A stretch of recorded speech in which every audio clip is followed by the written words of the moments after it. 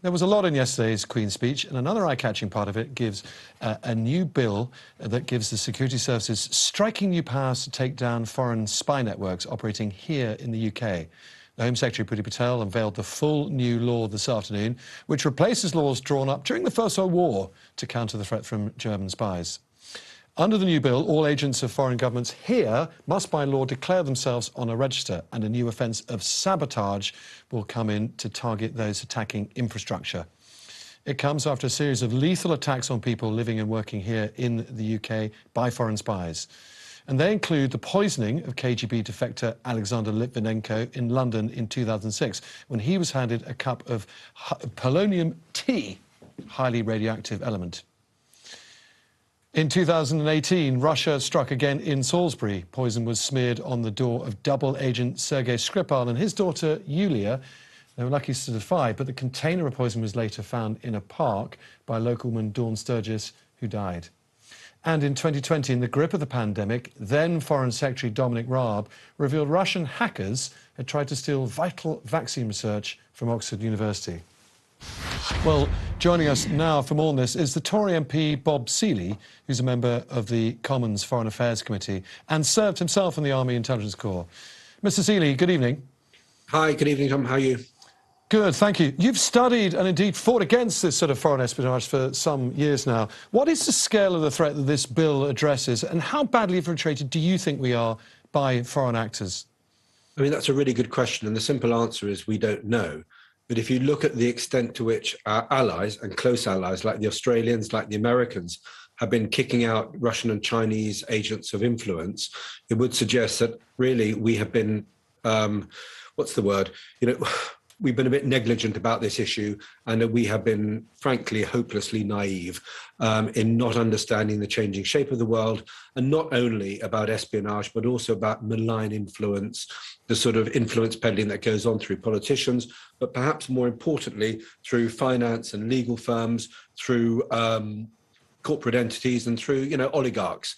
And it's great that so many have been sanctioned now, but it's taken a war for us to get our house in order, or to begin to get our house in order. Well, Bob, I remember you and I talking about this bit of legislation, plans for this, what, at least 3 years now? The United States, Australia have had laws just like this in place for ages. Why has it taken this government so long, and why only now? Because we've been naive about the threat. And it's not just this. I mean, all governments, the British political establishment has been naive about this threat ever since the mid-2000s, when it began to rear its unattractive and ugly head. So Huawei effectively started working in this country. Civil servants didn't tell ministers that it was entering the system. Ministers, when they found out, didn't do anything. And Huawei since then has effectively glove-puppeted BT as its critical ally.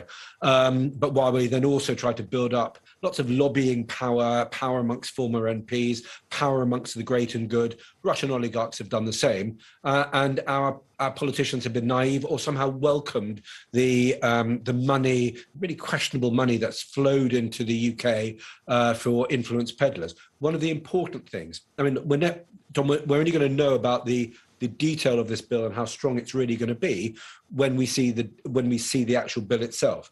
But just looking at the press release, it targets espionage, which is important, but equally important for the understanding of how spying and influence and agents of influence work, because this is also a grey area.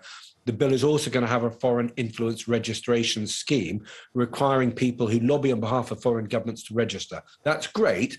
My worry is that won't include the informal agents of influence, like oligarchs, or like the big Chinese corporations as well. And remember, China's a one-party state. The idea that you can have a private company, like Huawei being a private company, is for the birds. These people operate with the Chinese Communist Party.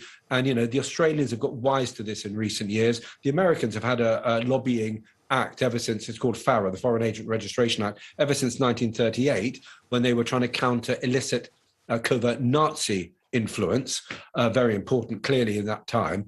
So it's coming, better late than never, but the devil will be in the detail, and we need to have the informal agents as well as the formal lobbying done by governments. Bob, finally and briefly, I'm afraid, you mentioned Huawei there, you mentioned China there. This isn't a leading question. In your view, which foreign state is the most active for nefarious reasons on our soil right now? China now, yeah, because we've shut down the Russian threat. But the Russians was it was through oligarchs. China was through the power of the state. China was through massive trade dependency, Tom. Russia was through economic dependency. Energy dependency for Europe, not so much us. So, but China undoubtedly. And if you read like excellent books by people like Clive Hamilton, who have looked at the way that the Chinese have built up covert influence in Australia, you will see that there is a real problem. And the more rules that we put in place, I think the more we'll understand what this problem is, and the problem will start to expose itself.